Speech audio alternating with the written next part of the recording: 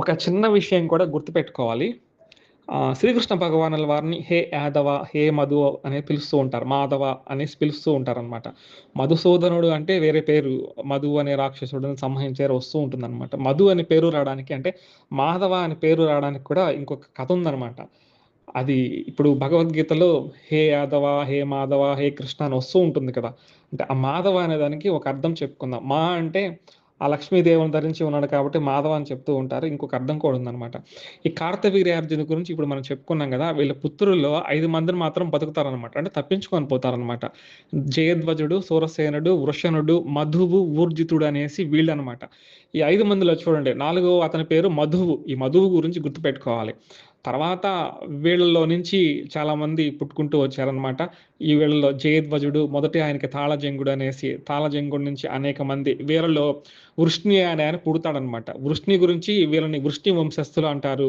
యాదవులు ఎందుకంటారంటే యదు మహారాజు నుంచి వచ్చారనేసి. భోజకులు అని ఎందుకంటారంటే భోజుడు ఆయన ఉన్నారు కాబట్టి. అంధకులు అనేసి ఎందుకంటారంటే అంధకుడు ఆయన ఉన్నారు కాబట్టి ఈ విధంగా వీళ్ళని భోజులు అనేసి, వృష్ణులు అనేసి పిలుస్తూ ఉంటారనమాట. వీళ్ళని యదువంశంలో పుట్టిన వాళ్ళని అంటే శ్రీకృష్ణ సంతతి వీళ్ళందరినీ కూడా మాధవులు అనేసి అందరిని కూడా పిలుస్తుంటారనమాట. మాధవులు అని ఎందుకు పిలుస్తూ ఉంటారంటే కార్తవీర్యార్జునుని 5 మంది కొడుకులలో ఒకడి పేరు మధువు అనమాట. ఈ మధువు గుండా వచ్చిన వంశస్థులు కాబట్టి వీళ్ళని మాధవులు అని చెప్తూ ఉంటారనమాట. అంటే మాధవుడు అని ఎందుకంటారంటే ఇది ఒక అర్థము. వీళ్ళ వంశస్థులందరినీ కూడా మాధవులు అని చెప్తారు. అంటే ఒక కృష్ణుడు అనే కాదు వీళ్ళందరిని కూడా పిలుస్తూ ఉంటారనమాట. అలాగే వీళ్ళందరిలో నుంచి తర్వాత చాలా పెద్ద చరిత్ర ఎవరెవరు ఎలా పుట్టారు అనేసి వస్తుంది. మనకి ఇంతవరకే ఈ శ్లోకానికి అవసరం కాబట్టి ఇంతవరకే చెప్పుకున్నాం. శ్రీ గురుభ్యో నమః. శ్రీకృష్ణ పరబ్రహ్మణే నమః. భగవద్గీతలోని కొన్ని శ్లోకాల వరకు మనము చెప్పుకున్నాము. 7 శ్లోకాల వరకు చెప్పుకున్నాము. అస్మాకం తు విశిష్టాయే తాన్ నిబోజ ద్విజోత్తమ నాయకా మమ సైన్యస్య సంజ్ఞార్థం తాన్ బ్రవీమితే వరకు చెప్పుకున్నాము. వీటిలో ఒక్కొక్క శ్లోకానికి అర్థం ఏదైనా ఉందా పరిశీలించే క్రమంలో 1వ శ్లోకం నుంచి చెప్పుకుంటూ వద్దామండి. ఈ ధర్మక్షేత్రే కురుక్షేత్రే సమవేత యుయుత్సవః మామకాః పాండవాశ్చైవ కిముకుర్వత సంజయ. ఇందులో ధర్మం గురించి చెప్పుకున్నామనమాట. ధర్మం యొక్క గొప్పతనాన్ని గురించి ఇంతకుముందు చెప్పుకున్నాం కాబట్టి ఆ ధర్మం గురించి ఇప్పుడు చెప్పుకోవడం లేదు. ఇందులో కురుక్షేత్రము అనే పదం వచ్చింది కదా! ఈ కురుక్షేత్రం గురించి కొంచెము చర్చించుకునే పని చేద్దాము. మనము ఈ క్రమం గురించి టైపింగ్ చేసుకొని పెట్టుకొని ఉన్నాము. ఈ వంశక్రమంలో పూరుడు అని ఇలా అని కొంతమంది వచ్చారు. వాళ్ళల్లో హస్తి అని వచ్చారు. కురు మహారాజు కూడా ఉండడం జరిగింది. ఈ కురు మహారాజు ఆ యొక్క కురుక్షేత్రంలో చక్కగా ఆయనే స్వయంగా నాగలితో దున్ని అనేక యజ్ఞాలు, ధర్మ కార్యాలు చేయడం వల్ల ఆ కురు మహారాజు పేరుతో కురుక్షేత్రం అని వచ్చింది పేరు. అలాగే బ్రహ్మాది దేవతలు, ఇంద్రాది దేవతలు అక్కడ తపస్సు చేయడం వల్ల ఆ క్షేత్రానికి అద్భుతమైన మహిమ వచ్చిందనమాట. కురు మహారాజు చేసిన యజ్ఞాల ద్వారా ఇంద్రాది దేవతలు వరాలు ఇస్తారు. ఈ క్షేత్రంలో ఎవరు ఏ పుణ్యకార్యం చేసినా ఉత్తమమైన ఫలితం వచ్చేటట్టుగా, ఒకవేళ ఎవరైనా మరణించినప్పటికీ కూడా ఉత్తమ గతులు పొందేటట్టుగా వరాలు ఇవ్వడంతో ఆ కురుక్షేత్రానికి అంత మహిమ కలిగిందనమాట. ఇలాంటి కురుక్షేత్రాన్ని కౌరవులు, పాండవులు యుద్ధానికి అక్కడ నిర్ణయించుకున్నారు యుద్ధము చేయాలి అనేసి. అయితే ఈ కురుక్షేత్రానికి శమంత పంచకము అని కూడా పేరుందనమాట. శమంతక పంచకము అని పేరు ఎందుకు వచ్చింది తెలియాలి అంటే మనకు ఇద్దరు వ్యక్తుల గురించి తెలియాలన్నమాట. మొదటి వ్యక్తి పరశురాముల వారు, రెండో వ్యక్తి కార్తవీర్యార్జునుల వారు. ఈ ఇద్దరి గురించి తెలిస్తేనే మనకు శమంత పంచకము గురించి చక్కగా తెలుస్తుందన్నమాట. పరశురాముల వారు భృగు వంశస్థులు తెలుసు. జమదగ్ని మహారాజు, రేణుక అమ్మవార్లకి ఒక సంతానము ఈయన పరశురాముల వారు. ఈయన గురించి మనం ఇంతకుముందు చెప్పుకున్నాం. ఈ భృగు వంశం, మరీచి నుంచి శుక్రాచార్యులు వీళ్ళంతా ఎలా వచ్చారనేది మనం చెప్పుకున్నాం అనమాట. అయితే కార్తవీర్యార్జును గురించి చెప్పుకుందాం. ఈయన ఎవరు కొంచెం చెప్పుకోవాల్సిన అవసరం ఉంది కాబట్టి కార్తవీర్యార్జునుడి గురించి చెప్పుకుందాం అనమాట. మనం ఇంతకుముందు యయాతి గురించి చెప్పుకున్నాము. ఈ మరీచి నుంచి చెప్పుకునే క్రమంలో యయాతి గురించి కొంత చెప్పుకున్నాము. ఆ దేవయాని శర్మిష్టను చేసుకుంటే 5 మంది పుట్టారని, ఆయనకి వృద్ధాప్యము శుక్రాచార్యుని వల్ల వృద్ధాప్యం సంభవించినప్పుడు చివరి కొడుకు పూరువు తీసుకోవడం వల్ల ఆయనకి రాజ్యాభిషేకం చేశాడని, ఆ పూర్వ వంశం నుంచి పాండవులు ఎలా వచ్చారో మనం చెప్పుకున్నాము. ఇందులో యదువు మొట్టమొదటి వాడు యదువు ఉంటాడు కదా! ఆ యదువు నుంచి మనం చెప్పుకున్నట్లయితే, యదువు నుంచి మనం ఇంతకుముందు చెప్పుకోలేదు. యదువుకి సహస్రజిత్తు అనేసి ఈ సహస్రజిత్తి, క్రోష్టువు, నలుడు, రిపుడు అనేసి నలుగురు కొడుకులు పుడతారనమాట యదు మహారాజుకి. మిగతా వాళ్ళతో పని లేదు మనకు. సహస్రజిత్తుతో పని అనమాట. ఈ సహస్రజిత్తు రాజైన తర్వాత ఆయనకి శతజిత్తు అని ఆయన పుడతారు. ఈ శతజిత్తుకి మహాహయుడు, వేణుహయుడు, హైహేయుడు అనేసి ముగ్గురు జన్మిస్తారు. హైహేయుడు అనేవాడు చాలా గొప్ప రాజు అనమాట. హైహేయ వంశం అనేసి చాలా చక్కగా పేరు కూడా ఉందన్నమాట. ఈ హైహేయ మహారాజుకి ధర్ముడు అనేసి, ఈ ధర్ముడు ద్వారా నేత్రుడు, నేత్రుడికి దుర్మధుడు, దుర్మధుడు నుంచి ధనికుడు జన్మిస్తారనమాట. మనకి ధనికుడితో పని. ఈ ధనికుని నుంచి కృతవీరుడు, కృతాగ్ని, కృతకర్ముడు, కృతౌజుడు నలుగురు పుడతారు. వీరిలో ఈ కృతవీరుడికి, ధనికుని యొక్క పెద్ద కొడుకు కృతవీరునికి ఈ కార్తవీర్యార్జునుడు పుడతాడనమాట.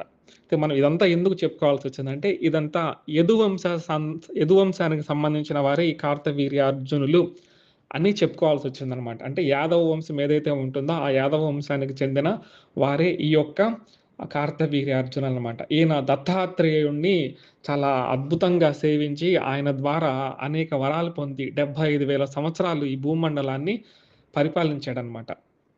ఈ కార్తవీర్యార్జునుడే ఒకరోజు నదిలో స్నానం చేస్తూ ఉంటే, ఈయనకి 1000 చేతులు ఉంటాయి. స్నానం చేస్తూ ఉంటే రావణాసురుడు ఆ సందర్భంగా ఆ నది దగ్గరికి వచ్చినప్పుడు యుద్ధం జరుగుతుంది. కార్తవీర్యార్జునుడికి రావణాసురుడికి. రావణాసురుడిని బంధించి చెరసాలలో కూడా పెట్టడం జరుగుతుంది. తర్వాత ఆయన్ని మందలించి పంపించేస్తాడు కార్తవీర్యార్జునుడు. అమితమైన వీరుడు అనమాట. ఈ కార్తవీర్యార్జునుల వారు ఒకరోజు వేటకి వెళ్ళినప్పుడు ఆయన పరివారము ఈ జమదగ్ని గారి ఆశ్రమంలోకి వెళతారు. జమదగ్ని గారి ఆశ్రమంలోకి వెళ్ళినప్పుడు బాగా ఆకలితో ఉంటారు కాబట్టి ఈ జమదగ్ని వారందరికీ కూడా ఆహారాన్ని పెడతారనమాట. ఆహారము ఎలా సమకూర్చారంటే, ఆయన దగ్గర ఉండే కామధేనువు ద్వారా, ఆ కామధేనువు ప్రసాదించడం ద్వారా ఆ ఆవు ఏదైతే ఉంటుందో అంతమందికి కూడా చక్కగా ఆహారాన్ని సమకూరిస్తే కార్తవీర్యార్జునునికి దుర్బుద్ధి పుడుతుంది. చూడండి ఎంత మహావీరుడికి దుర్బుద్ధి పుట్టిందో. దుర్బుద్ధి పుట్టినప్పుడు ఏమవుతుందంటే ఆవుని బలవంతంగా లాక్కెళ్ళిపోతారనమాట. ఆవుని బలవంతంగా లాక్కెళ్ళినప్పుడు అప్పుడే ఇంటికి వస్తారు పరశురాముల వారు. ఇంటికి వస్తే జరిగిన విషయాన్ని తెలుసుకొని చాలా కోపోద్రిక్తుడైపోతున్నాం. చాలా కోపం తెచ్చుకుంటాడనమాట. ముందే ఆయన కొంచెం ఎదిరిగినా కూడా కోపం వెంటనే వచ్చేస్తుంది. ఇప్పుడు భాగవతంలో చక్కగా ఒక శ్లోకం అనిపిస్తుందనమాట. ప్రళయాగ్ని చటభంగి గుంబి విదళింపన్ బారు సింహాకృతిన్. ఒక్కసారిగా సింహము జూలు ఎలా విదిలిస్తే ఎలా ఉంటుందో ఆ విధంగా ఒక్కసారిగా ఈ మాట విని తుళ్ళిపడ్డాడంట. ప్రళయాగ్ని చుటభంగి, ప్రళయాగ్ని ఒక్కసారిగా ఆ యొక్క పర్వతము పేలితే, ఆ అగ్నిపర్వతం పేలితే ఎలా ఉంటుందో ఆయనలో ఆవేశం అలా పెరిగిందంట. ప్రళయాగ్ని చుట్టభంగి గుంబి విదిలింపన్ బారు సింహాకృతిని పెలుచున్ రామును లేసి వెంట నడిచన్ పృథ్వీతలం మెల్ల. అంటే పృథ్వీతలం ఎంత గడగడ వణికిందంట ఆయన యొక్క కోపానికి. నా కులమై కృంగ అంటే పృథ్వీతలం కూడా కుంగిందంట. కొంగ కుఠారియే కవచియే కోదండియే కాండియే చెలియే సాహసయే మృగాజిన మనుజ్ఞ శ్రోణియే తూణియే అనేసి ఆ విధంగా పోతనామాత్యుల వారు చక్కగా చెప్పారనమాట. ఒక పక్క కవచం ధరించి గండ్రగొడ్డల చేతిలో పట్టుకొని, తన అమ్ముల పొదిన చేతిలో పట్టుకొని, విల్లంబులు జింక చర్మాన్ని కప్పుకొని ఆ యొక్క మహిష్మతీపురానికి పోతాడనమాట. ఆ కార్తవీర్యార్జునుల వారు ఉండేది మహిష్మతీపురము. మహిష్మతీపురానికి వెళ్తాడనమాట. వెళితే అక్కడ కార్తవీర్యార్జునుల వారు ఎగతాళి చేస్తారు. నువ్వు బ్రాహ్మణుడివి, బాలుడివి, నువ్వా యుద్ధం చేసేదనేసి తన త్వరగా ఈ యొక్క పదాతి దళాలతో పరశురాముల వారి మీద దాడి చేస్తారనమాట. ఇక్కడ ఒకటి గమనించాలి. ఎంతమంది దాడి చేశారు పరశురాముల వారి సైన్యం అంటే 17 అక్షౌహిణీల సైన్యముతో దాడి చేసినట్టు మనకు భాగవతంలో ఉంది. ఈ నంబర్ నోట్ చేసుకోవాలి. 17 అక్షౌహిణీల సైన్యం, 17 అక్షౌహిణీల సైన్యముతో కార్తవీర్యార్జునుల వారు ఒకే ఒక్కడైన పరశురాముల మీద దాడి చేస్తే, ఈ ఒక్క పరశురాముల వారే అంతమందిని కూడా 17 అక్షౌహిణీల సైన్యాన్ని మొత్తాన్ని నాశనం చేస్తాడనమాట. తన గొడ్డలతో, తన విలంబులతో మొత్తం నాశనం చేస్తాడనమాట. చివరగా ఈ యొక్క కార్తవీర్యార్జునుడికి 1000 చేతులు కదా, 500 చేతులతో విల్లంబులు, అది బాణాలు ధనుస్సును పట్టుకొని, ఇంకొక 500 చేతులతో విల్లంబులు పట్టుకొని ఏం చేస్తాడంటే ఆయన సంధిస్తాడనమాట బాణాలని. అంటే 1000 చేతులతో ఒకేసారి బాణాలు సంధించినా కూడా వీటన్నిటిని కూడా తునాతునీలు చేసి ఆయన చేతులన్నీ నరికేస్తాడు. పరశురాముల వారు నరికేసి ఆయన కూలగొట్టేస్తాడు. కార్తవీర్యార్జునుడు పోతాడనమాట. మనకు ఈ బాణాల పరంపర చూసినట్లయితే ఏదో 'మగధీర' సినిమాలో వచ్చినట్టు 'బాహుబలి' సినిమాలో ఆకాశంలోకి బాణాలు వస్తే ఎంత శరప్రవాహం ఉంటుందో అంత శరప్రవాహాన్ని ఒకే ఒక్కడు పరశురాముల వారు ఆ యొక్క బాణాలని తుత్తునియలు చేసి అక్కడ సంహరించేస్తాడనమాట. సంహరించిన తర్వాత ఇప్పుడు ఆయన తిరిగి వచ్చిన తర్వాత వాళ్ళ తండ్రి జమదగ్ని చాలా బాధపడతారు. రాజు దేవుడితో సమానం కదా! నువ్విలా చేయొచ్చునా అంటే పరశురాముల వారు చెప్తారు. సాధువులను, సజ్జనులను రక్షించడం రాజు పని. అతనికి తగిన శిక్ష జరిగిందనేసి. తర్వాత చాలా కథ ఉంది. రేణుకాంబ జరుగుతూ ఉంటుంది. ఆమె నదికి వెళ్ళడము, తర్వాత పరశురాముల వారి తల్లి శిరస్సును ఖండించడము, ఆమె తిరిగి బతికించడం అదంతా మనకు అవసరం లేదు. తర్వాత ఏం అవసరం ఉందంటే వీళ్ళ పుత్రుల్లో కొంతమంది పా కార్తవీర్యార్జునుల పుత్రులలో సమయం కోసం వేచి ఉంటారు. వాళ్ళ తండ్రిని చంపేశారు కదా అనేసి. పరశురాముల వారు ఆశ్రమంలో లేని సమయంలో ఆ యొక్క జమదగ్ని మహారాజు నిష్టలో ఉంటారనమాట. తపస్సు నిష్టలో ఉంటారు. తపస్సు నిష్టలో ఉన్నప్పుడు ఆయన శిరస్సుని ఖండించి వెళ్ళిపోతారనమాట. అప్పుడు తల్లి రేణుకాదేవి ఘోరంగా ఏడుస్తూ ఉంటుంది. ఆయన "రామ, పరశురామ ఎక్కడున్నావు? మీ తండ్రిని చంపేశారని" పరిగెత్తుకుంటూ వస్తారు. ఇంకా కోపం చెంది ఆవేశంతో పోయి కార్తవీర్యార్జునుడి పుత్రులు ఎంతమంది ఉంటారో అంతమందిని నరుక్కుంటూ వచ్చేస్తాడనమాట. ఈ నరకడంలో 5 మంది మాత్రమే తప్పించుకుంటారు. 5 మంది ఎవరో కూడా మనం తెలుసుకుందాము. అంతటితో ఆయన కోపం ఆగదు. భూమండలం మొత్తం 21 మార్లు తిరిగి క్షత్రియుడు అన్నవారు, రాజు క్షత్రియుడు అన్న వారిని ఉండనీయకుండా మొత్తం అందరు తలకాయలు తెగ నరుక్కుంటూ వస్తాడనమాట 21 మార్లు. ఎందుకు నరికాడంటే కారణం ఇది. ఈ కథ మనం తెలుసుకోబట్టి ఈ విధంగా తెలుస్తుందనమాట. తర్వాత 21 మార్లు ఆయన నరికి ఆ కురుక్షేత్రంలో ఆ 9 మడుగులు చేస్తారనేసి భాగవతంలో ఉంటుంది. కొంతమంది సమంత పంచకం అంటే 5 మడుగులని చెప్తూ ఉన్నారు. భాగవతంలో అయితే 9 మడుగులు చేశారనేసి మన ప్రమాణం కనిపిస్తూ ఉంది. ఏదైనప్పటికీ ఆయన మడుగులు చేశాడు. ఆ మడుగులలో ఆ రక్తాన్నంతా వేసి తన తండ్రి జమదగ్ని మహారాజు శిరస్సుని ఆ మొండాన్ని తగిలించి భయంకరమైన యజ్ఞం చేస్తాడనమాట. ఆ యజ్ఞానికి సంతృప్తి చెందిన పితృదేవతలు నాయన నువ్వు క్షత్రియులు చంపడం ఆపేయి, నీ తండ్రికి ఉత్తమ గతులు కలుగుతాయి అని శాంతింపచేస్తారు.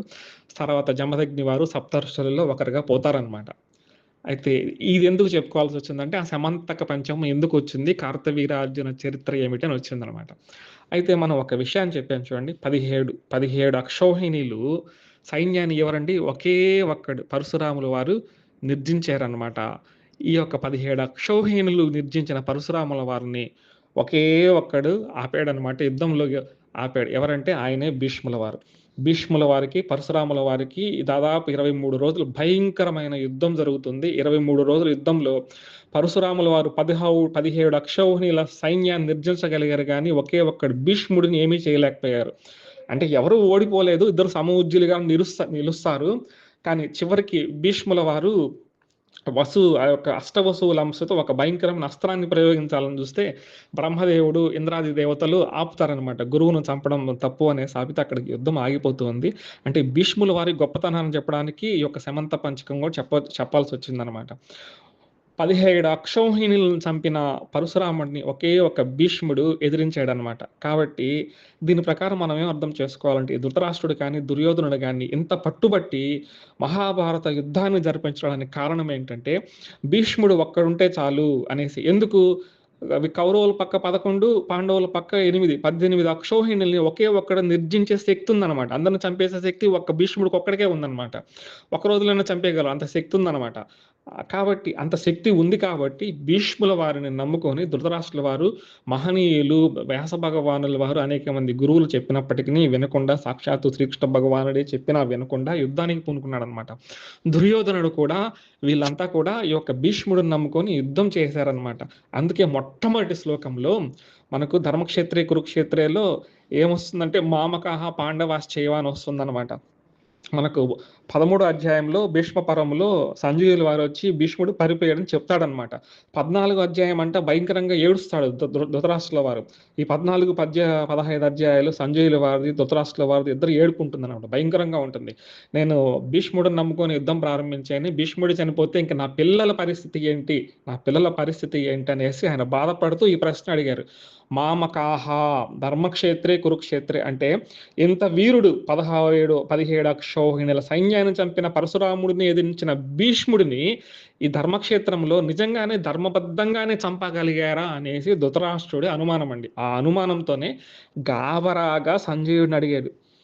సంజయ, ధర్మక్షేత్రే కురుక్షేత్రే సమవేతాయుత్సవ మామక పాండవాశ్చైవ కిమకుర్వత సంజయ.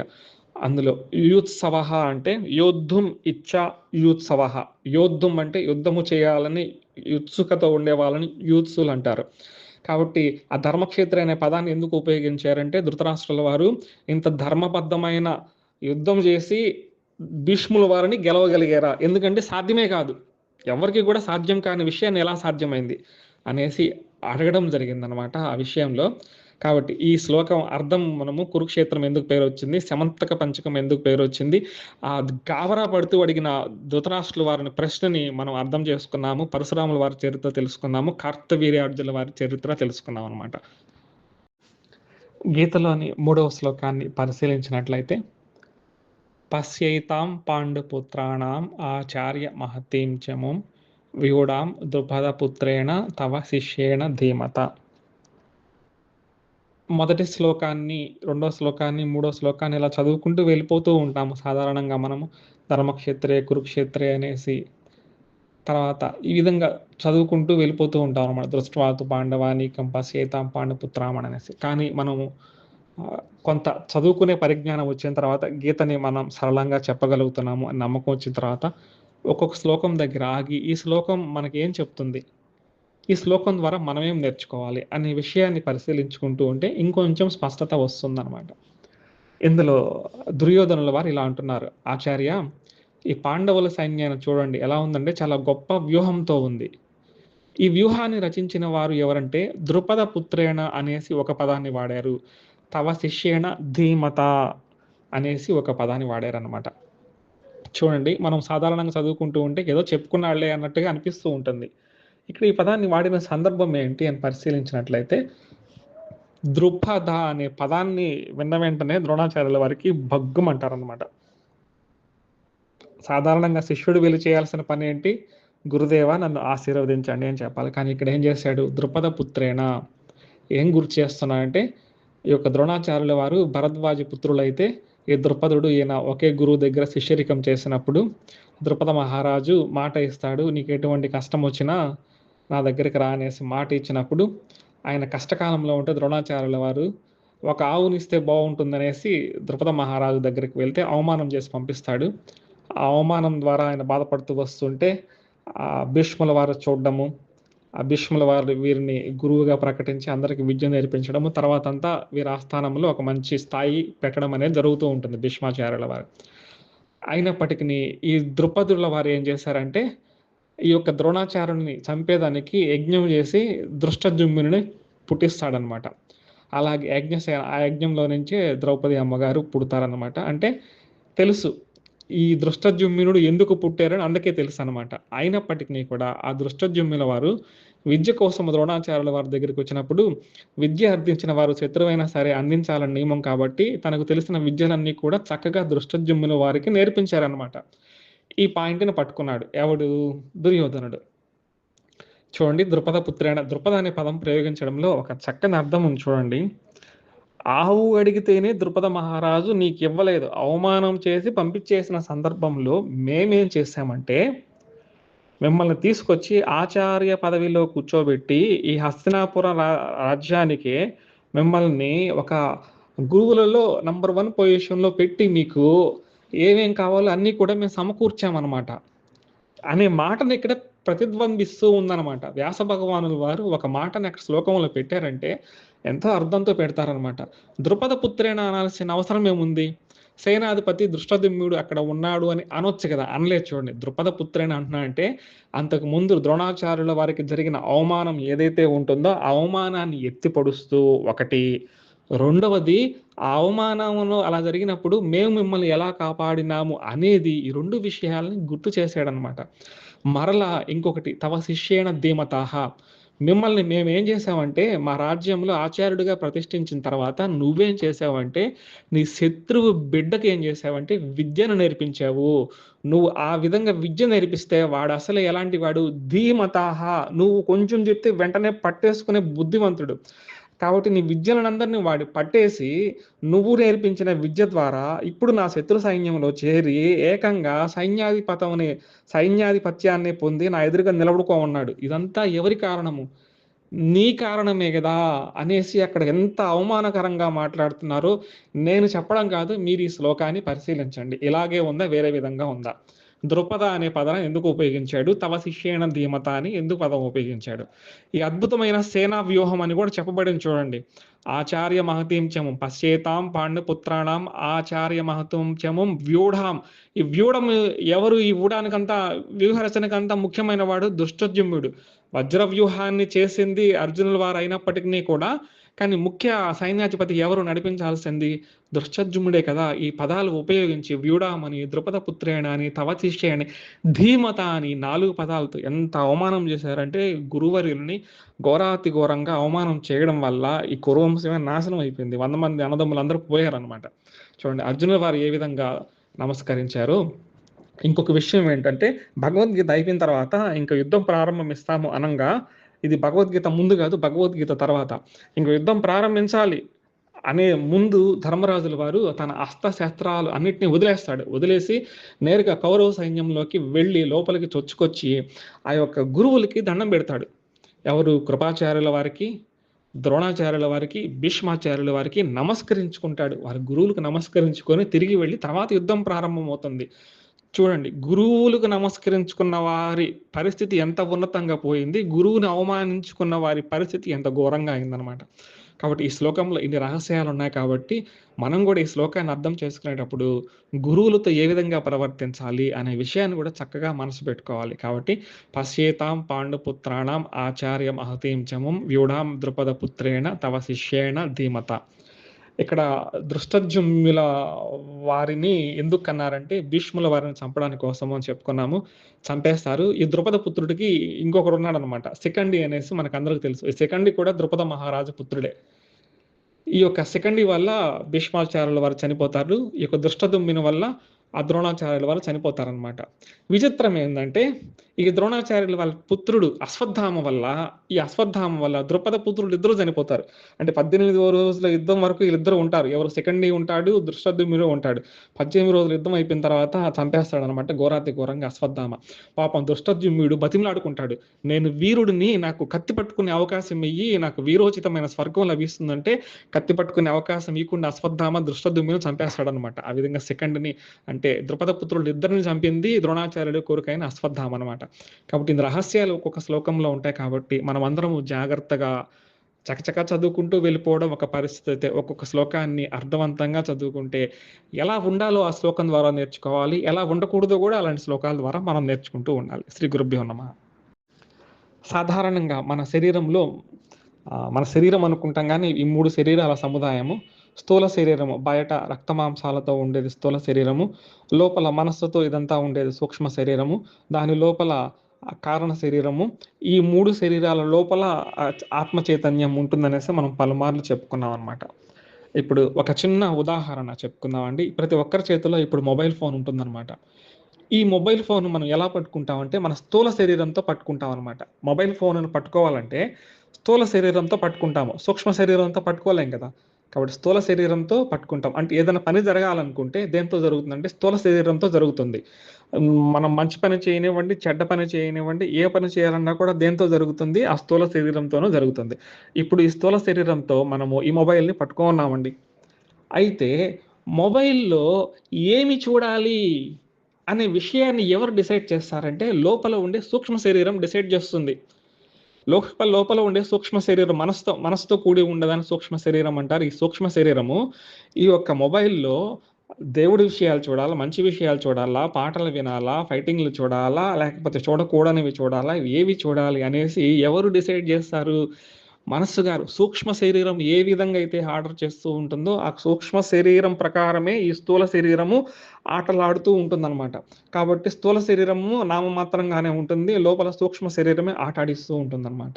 అయితే ఈ సూక్ష్మ శరీరం కూడా ఎవరి ద్వారా చేస్తూ ఉంటుందంటే, కారణ శరీరము చెప్పినట్టుగానే ఆ సూక్ష్మ శరీరం గూడా పనిచేస్తుందనమాట. అయితే ఈ కారణ శరీరంలో ఏముంటాయని మనం ఇంతకుముందు చెప్పుకున్నామంటే, మనము అనేక జన్మలలో చేసిన పుణ్యాలు, పాపాలు ఉంటాయి గదా! ఇవన్నీ ఎక్కడ స్టోర్ అయ్యి ఉంటాయంటే, కారణ శరీరంలో స్టోర్ అయ్యి ఉంటాయని చెప్పుకున్నాము. ఈ కారణ శరీరంలో ఇంకా ఏముంటాయంటే, అనేక జన్మల నుంచి వచ్చిన కోరికలు గూడా ఇందులో స్టోర్ అయ్యి ఉంటాయనమాట. వీటిల్ని వాసనలు అంటారు. ఈ వాసనలని, పాప పుణ్యాలని ఈ కారణ శరీరము అనేక కోట్ల జన్మలను మనం తిప్పుతూ ఉంటుందనమాట. ఒక ఫ్యాక్టరీ మాదిరిగా అనమాట. ఇప్పుడు మనకు అన్నీ కూడా అందులో స్టోర్ అయిపోయి ఉంటాయనమాట. దానికి తగ్గట్టుగానే ఈ కారణ శరీరము సూక్ష్మ శరీరాన్ని ప్రేరేపిస్తూ ఉంటుందనమాట. కాబట్టి మనం అనేక జన్మలలో పాపాలు చేసుకుంటూ ఉంటే ఏమవుతుందంటే, ఈ యొక్క కారణ శరీరం నుంచి ఎటువంటి ఇన్‌స్ట్రక్షన్స్ ఒస్తాయి? పాపపు ఆలోచనలే కదా సూక్ష్మ శరీరానికొచ్చేది. సూక్ష్మ శరీరానికి ఒకసారి పాపపు ఆలోచనలు డైరెక్షన్ చేసినప్పుడు, మన శరీరంతో ఏం పనులు చేస్తాము? పాప పనులనే చేస్తాం గదా! మంచి పనులు చేయాలంటే కారణ శరీరంలో మనకు మంచి పనులు రికార్డ్ అయ్యుంటే కారణ శరీరము మంచి వైపు సూక్ష్మ శరీరాన్ని నడిపిస్తే, సూక్ష్మ శరీరము స్థూల శరీరాన్ని నడిపిస్తూ ఉంటుంది. కాబట్టి ముఖ్యం ఎక్కడి నుంచి వస్తుందంటే, ఈ కారణ శరీరంలో నుంచి వస్తుందనమాట.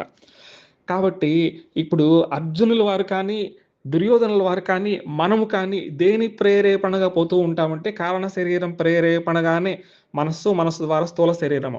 కొంతమంది అనుకోకుండా ఒక్కసారి ఒక మార్గంలో పోకూడదు అనుకుంటే ఎవరో బలీయంగా ఆ మార్గంలోకి తీసుకెళ్తారు. ప్రమాదాలు జరుగుతుంటాయి. ఒక్కొక్కసారి మనకు తెలియకుండానే ఎవరో ఇంకొక మార్గంలోకి తీసుకువెళ్ళడం ద్వారా ఏమవుతుందంటే మంచి ఫలితమో ఏదో ధనలాభమో లేదా ఇంకొకటి జరుగుతూ ఉంటుందనమాట. ఆకస్మికంగా జరుగుతుంటాయన్నమాట. అలాగే ఈ కారణ శరీరము సరైన నిర్దేశము చేయడం ద్వారా కొంతమంది తమ లక్ష్యాలను చిన్న వయసులోనే ఏర్పాటు చేసుకొని ఉన్నత స్థితిలోకి పోయి ఉంటారనమాట. ఇప్పుడు మనకు సమాజంలో ఎవరైతే ఉన్నత స్థితిలోకి పోయి ఉంటారో, వీరికి సరియైన సమయంలో ఈ కారణ శరీరము వారి గత జన్మ అనుసారంగా వారికి సరియైన సమయంలో సరియైన సలహాలు ఇవ్వడం ద్వారా, సూచనలు ఇవ్వడం ద్వారా, తద్వారా మనసు సూక్ష్మ శరీరంలో ఆ భావాలు ప్రతిఫలించి, ఆ యొక్క సూక్ష్మ శరీరం స్థూల శరీరాన్ని ప్రోత్సహించడం ద్వారా వీరు ఈ జన్మలో సక్సెస్ అవుతూ ఉంటారనమాట. కాబట్టి ప్రతిదానికి ఏందంటే, మనం గత జన్మలో చేసుకున్న పుణ్య పాపాల యొక్క సమాహారం అంతా యొక్క కారణ శరీరంలో ఉంటుంది. దాని ద్వారా సూక్ష్మ శరీరము, దాని ద్వారా ఏమవుతుంది స్థూల శరీరం ఉంటుంది. ఇప్పుడు ఇన్ని శాస్త్రాలు చదువుకున్న దుర్యోధనుడు కూడా గురువు గారికి నమస్కరించాలి అనే ఉద్దేశం లేకుండా చేయడానికి కారణం ఏందంటే, ఈ దుర్యోధనుడికి గత జన్మ సంస్కారాలు, ఆ కారణ శరీరంలో ఉండే సంస్కారాలు అతను ఆ విధంగా చేయనివ్వలేదనమాట. గురు దూషణ చేయనిచ్చిందనమాట ఆ కారణ శరీరం. ఒక్కసారి గురు దూషణ అంటే ఏందంటే వేద విరుద్ధమైనది. వేద విరుద్ధమైన పని చేశాడంటే వాడు నాశనమే అయిపోతాడనమాట. కాబట్టి ఆ సమయంలో యుద్ధ సమయంలో గురు దూషణ చేసే విధంగా ప్రేరేపించింది ఎవరంటే ఎవరో కాదు. తన గత జన్మలో చేసుకున్న ఆ పాపాలు, ఆ కర్మలన్నీ కారణ శరీరంలో ఉండడం ద్వారా ఆ యుద్ధ సమయంలో గురువుగారి దగ్గరికెళ్ళి యాక్చువల్‌గా ప్రసన్నం చేసుకొని గురువుగారు మీరు ఎలాగైనా నాకు సహకరించి విజయాన్ని చేకూర్చాలి అని చెప్పాల్సింది పోయి ఆయన అవమానించడానికే పూనుకున్నాడనమాట. అందుకే భగవద్గీత అంతా కూడా 3 రకాల సాధనలుంటాయండి. చాలా జాగ్రత్తగా ఈ విషయాలను మీరు మనసులో పెట్టుకోవాలి. భగవద్గీత మొత్తం 3 రకాల సాధనలుంటాయి. స్థూల శరీరానికి చేయవలసిన సాధనలు భగవద్గీతలో ఉన్నాయి. ఈ మాంసమయమైన ఈ శరీరము చేయవలసిన సాధనలు భగవద్గీతలో ఉన్నాయి. సూక్ష్మ శరీరానికి సంబంధించిన సాధనలు భగవద్గీతలో ఉన్నాయి. కారణ శరీరాన్ని ఎలా నాశనం చేసుకోవాలి అనే సాధనలు మనకు భగవద్గీతలో ఉన్నాయి. ఒక్కసారి ఈ 3 శరీరాలు పోయిన తర్వాత లోపల స్వతసిద్ధంగా ఆత్మ చైతన్యం ఉంటుందనమాట. కాబట్టి ఏ శ్లోకాలు, ఏ అధ్యాయాలు స్థూల శరీరానికి, ఏ అధ్యాయాలు సూక్ష్మ శరీరానికి, ఏ అధ్యాయాలు కారణ శరీరానికి చక్కగా మనం తెలుసుకుంటే, మనం ఈ జన్మలోనే ఎప్పుడో కాదు భగవద్గీత ఒక్కదానిని మిగతా శాస్త్రాలతో మనకు పని లేదు. ఒకే ఒక్క భగవద్గీతను చక్కగా అర్థం చేసుకోగలిగితే, ప్రతి శ్లోకాన్ని చక్కగా అర్థం చేసుకోగలిగితే, ఈ స్థూల శరీరం నుంచి ఈ సూక్ష్మ శరీరం నుంచి అజ్ఞాన జనితమైన కారణ శరీరం నుంచి ఈ జన్మలోనే విడిపడి మనం ఏమవుతామంటే మోక్షానికి పోతాము. కాబట్టి మనం ఇదంతా ఎందుకు చెప్పుకోవాల్సి వచ్చిందంటే దుర్యోధనుల వారు ఈ సమయంలో ఏ విధంగా ప్రేరేపింపబడి అక్కడికి వెళ్ళాడో చెప్పుకోవడానికి ఇదనమాట. తర్వాత శ్లోకంలో గురు దూషణ ఎందుకు ఏ విధంగా చేశాడనే విషయాన్ని మనం చక్కగా తెలుసుకుందాం. ఓం శ్రీ గురుభ్యో నమః. శ్రీకృష్ణ పరబ్రహ్మణే నమః. 1వ అధ్యాయము 4వ శ్లోకాన్ని పరిశీలించినట్లయితే అత్ర శూరా మహేశ్వాస భీమార్జున సమాయుధిః యుయుధానో విరాటశ్చ ద్రుపదశ్చ మహారథః. అంటే ఈ పాండవ సైన్యంలో భీమార్జునులతో సమానమైన శూరులు ఉన్నారనేసి చెప్తున్నారు. వీరంతా మహేశ్వాస, ఆశ్వాసములు అంటే ధనస్సులు, మహేశ్వాస అంటే గొప్ప ధనస్సులు ధరించి ఉన్నారు. అందులో ఈ శ్లోకంలో ముగ్గురు గురించి చెప్పడం జరిగింది. ఒకరు యుయుధానుడు, విరాటుడు, ద్రుపదుడు, వీళ్ళందరూ మహారథులనేసి చక్కగా చెప్తూ ఉన్నారనమాట. భీమార్జునులు అంటే దుర్యోధనుల వారికి మొట్టమొదటి నుంచి భయమే. మొట్టమొదటి నుంచి భయము ఉండడం ఒక ఎత్తు అయితే, ఈ వజ్ర వ్యూహంలో భీముల వారు ముఖ్యమైన వారు అనమాట. ఒక ముఖ్యమైన పొజిషన్లో ఉంటారనమాట భీముల వారు. ఇంకొక పొజిషన్లో అర్జునుల వారు ఉంటారనమాట. అంటే ఈ యొక్క పాండవుల వైపు ఉండే 7 అక్షౌహిణుల సైన్యాన్ని మొట్టమొదటి రోజు రక్షిస్తూ ఉన్నవారు ఒక పక్క భీముడు, ఒక పక్క అర్జునుల వారు. దృష్టద్యుమ్నుల వారు సేనాధిపతి అయినప్పటికీ వీరు ముఖ్యమైన పొజిషన్స్లో ఉన్నారనమాట. దృష్టద్యుమ్నుల వారు రాజైన యుధిష్ఠిరుల వారిని అంటే ధర్మరాజును రక్షించడానికి ఆ కార్యక్రమంలో ముఖ్యులై ఉంటారన్నమాట. ఇందులో యుధానో విరాటశ్చ ద్రుపదశ్చ మహారథః అని చెప్పబడింది అనమాట. మహారథులు అంటే ఏం చెప్తారంటే 2 లక్షణాలు చెప్తారు. ఆత్మానం సారథిం చ అశ్వాన్ రక్షన్ అక్షతమాయుధైః యో యుధ్యత్వ యుతైర్వీర్యైః స మహారథ ఉచ్యతే అని చెప్తూ ఉంటారు. అంటే తనను తాను రక్షించుకుంటూ తన సారథిని కూడా రక్షిస్తూ ఉంటారు. అలాగే గుర్రాలను రక్షిస్తూ ఉంటారనమాట. తనను తాను రక్షించుకుంటూ శత్రువులు ఎవరైతే ఉంటారో వారిలో 10,000 సూర్యులతో యుద్ధం చేస్తారనమాట. ఈ మహారథుడు అనే వ్యక్తి తనను తాను రక్షించుకుంటూ తన గుర్రాలకేమీ కాకుండా, తన సారథికి ఏం కాకుండా, ఆయుధాలు వాళ్ళని ఎటువంటి బాధ కలిగించకుండా 10,000 సూర్యులతో యుద్ధం చేసేవాడిని మహారథి అనేసి అంటారనమాట. ఇంకొక శ్లోకం కూడా చెప్తూ ఉంటాడు. ఏకో దశ సహస్రాణి యద్యోస్తు ధన్వినం శాస్త్ర ప్రవీణశ్చ మహారథ ఇతి స్మృత అనేసి కూడా చెప్తుంటారు. ఒక వీరుడు 10,000 యోధులతో విల్లంబులు చేతబట్టి యుద్ధం చేస్తే ఆ సామర్థ్యం కలిగిన వాళ్ళని మహారథుడు అనేసి మనకు మహాభారతంలో చెప్తుంటారనమాట. అంటే వీరందరూ కూడా భీమార్జునులతో సమానమైన వారు అనమాట. చిన్నప్పటి నుంచి ఈ భీమార్జునులు అంటే ఎలాగో భయము. అనేక సందర్భాలలో భీముల వారు శపథం చేస్తున్నారు. దుర్యోధనుల వారు చిన్నప్పటి నుంచి భీముల వారిని ఎంత హింస పెట్టినా, చంపాలని ప్రయత్నించినా, విషం పెట్టి చంపాలని చూసినా, ఆ నీళ్లలో వేయాలని చూసినా, లక్క ఇంటిలో దగ్ధం చేయాలని చూసినా వీరంతా కూడా చక్కగా ఆ శ్రీకృష్ణ పరమాత్మ దయ వల్ల ఏమీ కాకుండా బయటపడ్డారనమాట.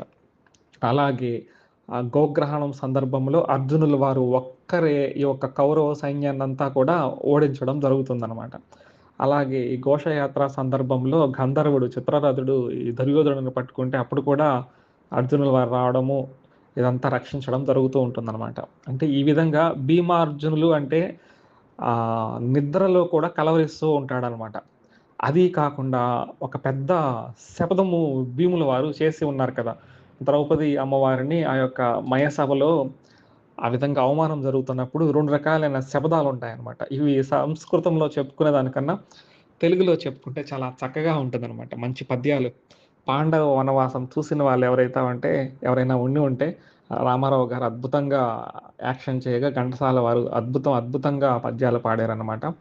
అప్పుడు అక్కడ దారుని రాజ్య సంపద మదంబున కోమలి కృష్ణ జూచి రంబోరు నిజోరు దేశమున నుండగ పిల్చిన ఇద్దురాత్ము దుర్వారమదీయ బాహు పరివర్తిత చండ గదా విగాత భగ్నోరు తరోరు జేయుదు సుయోధనున్ ఉగ్రరణాంతరంబునన్ అనేసి దుర్యోధనుని ఇలా చంపుతాననేసి ఒక ప్రతిజ్ఞ భీముల వారు చేస్తారు. అలాగే దుశ్శాసనుని గురించి కూడా ఒక ప్రతిజ్ఞ చేస్తారు. అంటే ఇద్దరిని చంపుతానని. కురు వృద్ధ బాంధవులనే కుల్సుచుండన్ మదోద్ధరుడై ద్రౌపది నిట్లు చేసిన కలున్ దుశ్శాసనున్ లోకభీకర లీలన్ వదియించి తద్విపుల వక్షస్థైల రక్తౌగ నిర్గరి ముర్వీపతి చూచుచుండన్ అని నా స్వాదింతునుగ్రాకృతిన్ అని భయంకరమైన శపథాలు భీములు వారు చేస్తుంటారనమాట.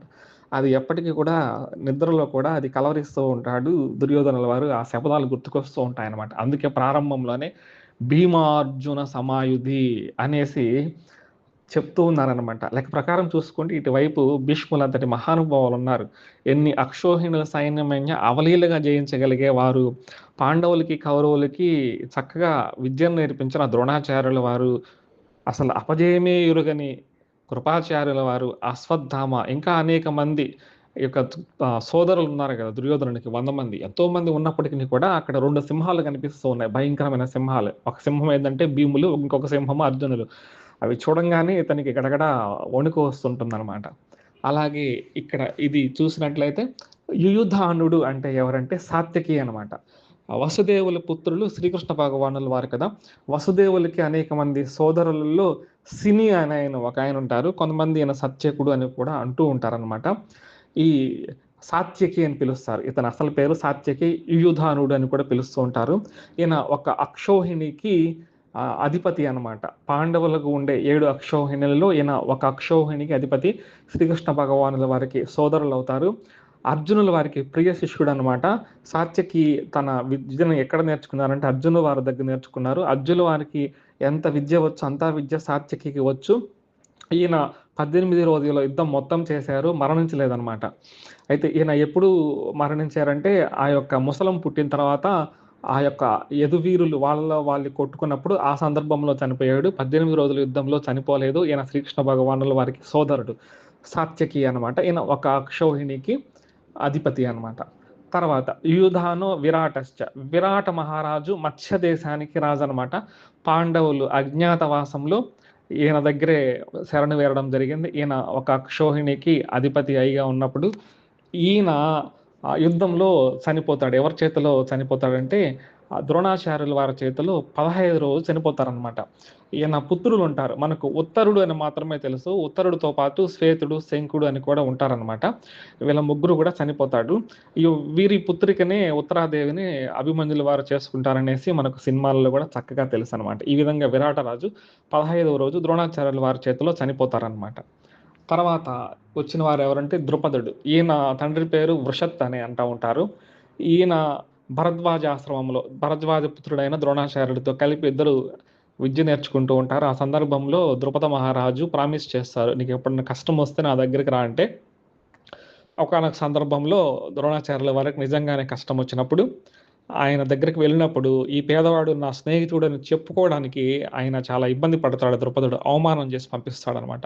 ఆ అవమానాన్ని దృష్టిలో పెట్టుకొని తర్వాత పాండవులకి విద్య నేర్పించినప్పుడు గురుదక్షిణగా అర్జునుల వారికి ఈ విధంగా నాకు కావాలని చెప్పినప్పుడు వీరందరూ ఆ ద్రుపదుడిని పట్టుకొచ్చి ద్రోణాచార్యుడి పాదాల చెంత ఉంచుతాడు. ఈ కథంతా మనకు అనేక సినిమాల్లో తెలుసు అనమాట.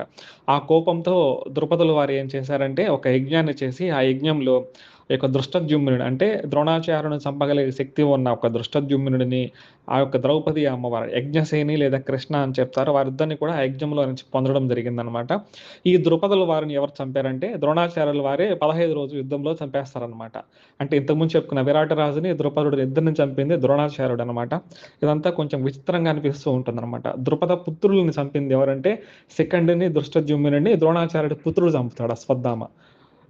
ఈ విధంగా మనం ఈ శ్లోకం అర్థం మొత్తం తెలుసుకున్నాము. ఒకసారి పరిశీలించండి. ఈ శ్లోకముల ప్రతి పదానికి కూడా మనం చాలా విపులంగా చెప్పుకున్నాము. అత్ర శూర మహేశ్వాస అంటే భీమార్జునులతో సమానమైన శూరులు ఉన్నారు. మహేశ్వాసం అంటే ఏంటి? యుయుధానుడు అంటే ఎవరు? విరాటుడు అంటే ఎవరు? ద్రుపదుడు అంటే ఎవరు? మహారథి అని ఎవరిని అంటారు అనేసి మనం చక్కగా చెప్పుకున్నాము. కాబట్టి ఈ శ్లోకాన్ని ఒకసారి చక్కగా మనసులో పెట్టుకొని మననం చేసుకునే దానికి ప్రయత్నం చేయండి. 5వ శ్లోకం భావం పరిశీలించినట్లయితే దృష్టకేతు చేకితాన కాశీ రాజశ్చ వీర్యవాన్ పురుజిత్ కుంతిభోజశ్చ శైబ్యశ్చ నరపుంగవ. ఇందులో దృష్టకేతువు తెలుసుకోవాలంటే చేది దేశపు రాజు, శిశుపాలుని కుమారుడు. శిశుపాలుడి గురించి మనకు తెలుసు అనమాట. శిశుపాలుడు ఎవరంటే పాండవుల తల్లి అయిన కుంతీదేవి గారు అంటారు. వారి చెల్లెలు సాత్వతి అని ఉంటుంది. వారి కుమారుడే ఈ శిశుపాలుడు. రాజసూయ యాగం జరిగేటప్పుడు ఈ రాజసూయ యాగంలో శ్రీకృష్ణ భగవానుల వారి నింద చేయడం ద్వారా ఆ నింద వల్ల ఆ 100 తప్పులు క్షమించబడడం ద్వారా 100 తప్పులు అయిపోవడం ద్వారా శ్రీకృష్ణ భగవానుల వారు తన యొక్క సుదర్శన చక్రంతో శిశుపాలుని శిరస్సు ఖండన చేయడం మనం మహాభారతంలో అనేక సినిమాలలో కూడా చూస్తామన్నమాట. ఈ శిశుపాలుని యొక్క కుమారుడే దృష్టకేతువు. ఇతను ఒక అక్షౌహిణికి హెడ్ అనమాట, సైన్యాధిపతి. వీరిని ద్రోణాచార్యుల వారు సంహరించినట్టు మనకు యుద్ధంలో, మహాభారత యుద్ధంలో తెలుస్తూ ఉంటుందన్నమాట. అలాగే చేకితానుడు. యాదవులలో ముఖ్యమైన వాళ్ళు యదువులు, వృష్టి, భోజకులు, అంధకులు అనేసి 4 వంశాల వారు ముఖ్యులన్నమాట. వీళ్ళల్లో అంధక వంశానికి చెందిన వారిలో ముఖ్యమైన వాళ్ళలో చేకితానుడు. ఇతను ఒక అక్షౌహిణికి అధిపతి అన్నమాట. ఈయన మహాభారత యుద్ధంలో దుర్యోధనుని చేతిలో మరణించినట్టుగా మనకు తెలుస్తూ ఉందన్నమాట. తర్వాత కాశీరాజు గారు. ఈ కాశీరాజు వీరుడనమాట. ఈయన భీమసేనుల వారి మామ అనేసి మనకు మహాభారతంలో కనిపిస్తూ ఉంటుంది. ఆయన కాశీరాజశ్చ వీర్యవాన్ అన్నారు. అంతకు మించి ఎక్కువ వివరాలు రాయలేదు వీరి గురించి. ఇతను మహాభారత యుద్ధంలో కర్ణుని చేత మరణించినట్టుగా మనకు తెలుస్తూ ఉందన్నమాట. అలాగే పురుజిత్ అనే అతను మనకు ఈ యొక్క కుంతీదేవికి సంబంధించిన వాళ్ళుగా తెలుస్తూ ఉంది. పురుజిత్ అంటే కుంతి భోజుని, అంటే కుంతి మాతను ఎవరైతే పెంచుకున్నారో ఆ యొక్క కుంతి భోజుని పుత్రుడు ఎవరంటే ఈయనన్నమాట. అంటే ఈ వీళ్ళు పాండవులకి ఏమవుతారంటే మేనమామ అవుతాడనమాట, మహాపరాక్రమశాలి. అలాగే ఈ కుంతి భోజుడు, పురోజిత్ కుంతి భోజశ్చ ఉంది కదా, కుంతి భోజుడు అంటే ఇతను కూడా ఈ కుంతీదేవికి సోదరుడే అవుతారనమాట. అంటే కుంతి భోజుని పుత్రుడు మళ్ళీ అతని పేరే పెట్టుకోవడం జరిగిందనమాట. ఇద్దరు కూడా కుంతి మాత యొక్క సోదరులుగా మనం తెలుసుకుంటూ ఉన్నాము. అయితే కొన్ని గ్రంథాలలో వీరిద్దరూ ఒకటే అన్నట్టుగా రాశారు. ఉదాహరణగా బాలగంగాధర్ తిలక్ గారు గీతా రహస్యం అనేసి ఒక అద్భుతమైన గ్రంథం రాశారు. కర్మయోగాన్ని ముఖ్యంగా అందులో రాయడం జరిగింది. అక్కడ వారు ఏం రాశారంటే వీరిద్దరు వేరు వేరు కాదు, ఒక్కటే అన్నట్టుగా రాశారనమాట. కానీ మనకు మహాభారతంలో కర్ణ పర్వంలో ఒకటి జరుగుతూ ఉంటుంది, మనకు ఒకటి కనిపిస్తూ ఉంటుందన్నమాట. కృత్వాన సుకరం కర్మ గతావైవ స్వతక్షం పురుజిత్ కుంతిభోజశ్చ మతులో సవ్యసాచినః శృంగామ నిర్జితాన్ లోకాన్ గమిత్రో ద్రోణ సాయకై అని ఉంటుందన్నమాట. ఇందులో గుర్తుపెట్టుకోవాల్సింది 2 పదాలు, పురుజిత్తు కుంతి భోజశ్చ. అంటే ఇద్దరుగా మనకు కర్ణ పర్వంలో చూపిస్తూ ఉన్నారనమాట. మాతులౌ సవ్యసాచిన అంటే అర్జునుల వారికి మానమలు అవుతారు, మేనమామలు అవుతారంటే మేనమామ ఎవరు అవుతారు? కుంతి మాతకి సోదరులు అయి ఉంటేనే కదా మేనమామలు అవుతారు. సంగ్రామ నిర్జితాన్ లోకాన్ గమితో ద్రోణ సాయకై అంటే ద్రోణ సాయకై అంటే మహాభారత యుద్ధంలో వీరిద్దరిని కూడా ద్రోణులు చేత చంపబడ్డారు అనేసి మనకు తెలుస్తుందన్నమాట. అంటే ఈ పురుజిత్తు కుంతి భోజులు ఎవరైతే ఉన్నారో వీరు కుంతి మాత యొక్క సోదరులు అనమాట. అలాగే సైభ్యుడు ఎవరంటే ఇతను సిబి దేశానికి చెందిన రాజు అనమాట. ఇతని కుమార్తెనే దేవికా మాతను ధర్మరాజు గారు వివాహం చేసుకోవడం జరిగిందనమాట. ఈయన నరపుంగవులలో శ్రేష్ఠుడు అనేసి చక్కగా వీరిని ప్రశంసించడం జరిగిందనమాట. ఈ దేవిక అనే ఆమెని ధర్మరాజు గారు పెళ్లి చేసుకున్నారనమాట. 6వ శ్లోకాన్ని పరిశీలించినట్లయితే యుధామన్యుశ్చ విక్రాంతః ఉత్తమౌజాశ్చ వీర్యవాన్ సౌభద్రో ద్రౌపదేయాశ్చ సర్వ ఏవ మహారథః. వీరందరూ కూడా మహారథులంట. ఎవరు? యుధామన్యుడు, ఉత్తమౌజుడు. వీరిద్దరూ కూడా అర్జును యొక్క రథానికి రక్షణగా నిలబడ్డారు. ఎడమవైపు యుధామన్యుడు 18 రోజుల పాటు రక్షిస్తే ఉత్తమౌజుడు కుడి పక్కన 18 రోజుల పాటు రక్షించాడనమాట. వీరిద్దరూ చక్కగా, అంటే వీరెవరంటే ద్రుపద మహారాజు యొక్క తమ్ముడు, సోదరుని యొక్క కుమారులు అనమాట. వీళ్ళిద్దరూ అన్నదమ్ములు అనమాట. వీరిద్దరూ 18 రోజుల పాటు అద్భుతంగా, చాలా అద్భుతంగా అర్జును యొక్క రథ చక్రాలకు రక్షలుగా ఉండారనమాట. మహాభారత భీష్మపర్వంలో కూడా చక్కని శ్లోకం ఉంటుంది. వామచక్రం యుధామన్యు ఉత్తమౌజాశ్చ దక్షిణం అనేసి.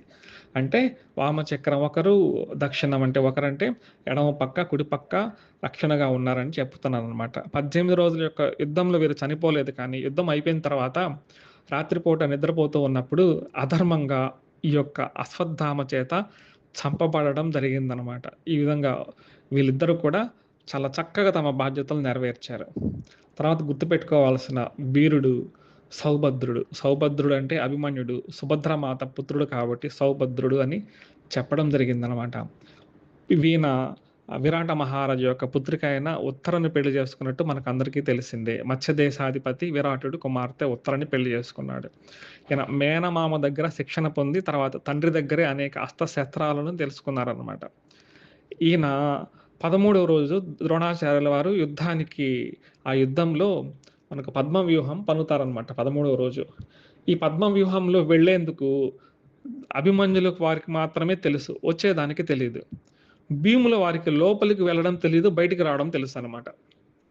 ఈ విధంగా వారిద్దరూ అనుకొని తోడుగా నకుల సహదేవులను పెట్టుకొని ఉంటారు. ఆ రోజు అర్జునుల వారు వేరే దగ్గర యుద్ధం చేస్తూ ఉంటారు. ఈ పద్మ వ్యూహంలోకి తన తండ్రులు కూడా వస్తున్నారు కదా అనే ఉద్దేశంతో లోపలికి వెళ్ళిపోతారన్నమాట ఈ యొక్క అభిమన్యుల వారు. కానీ ఆ రోజు ఏందంటే సైంధవుల వారికి ఒక వరం ఉంటుంది. శంకర భగవానుల వారితో తపస్సు చేసినప్పుడు ఒకానొక రోజు అర్జునుల వారిని తప్ప మిగతా పాండవులను నువ్వు ఆపు చేయగలవు అనే వరబలం చేత ఆ భీముల నకుల సహదేవులని లోపలికి పంపించేందుకు ఆయన నిలుపుదల చేస్తారు. భీముడు నకుల సహదేవులు ఆ ఒక్కరోజు సైంధవుడిని ఎదిరించలేకపోతారనమాట. ఆ తండ్రులు వస్తారనే ఉద్దేశంతో లోపలికి వెళ్ళిపోయి అభిమన్యుల వారు భయంకరమైన యుద్ధం చేస్తారు. ఆ యుద్ధంలో కర్ణుడు దొరుకుతాడు, దుర్యోధనుడు దొరుకుతాడు, దుశ్శాసనుడు, ద్రోణాచార్య వీళ్ళందరూ దొరుకుతారనమాట. అంటే ఇంక అనుకుంటే చంపేయొచ్చు. ఆ విధమైన పరిస్థితుల్లో కానీ వదిలేస్తారు. ఎందుకు వదిలేస్తారంటే, తన తండ్రులు శపథం చేశారు, వీరందరిని చంపుతామనేసి ఆ శపథం గుర్తుకొచ్చి అందరిని చంపడం జరుగుతుంది. ఈ పరిస్థితులలో ద్రోణాచార్యుల వారు ఒక అధర్మమైన మాట చెప్తారు. ఇతను చాలా మహావీరుడు.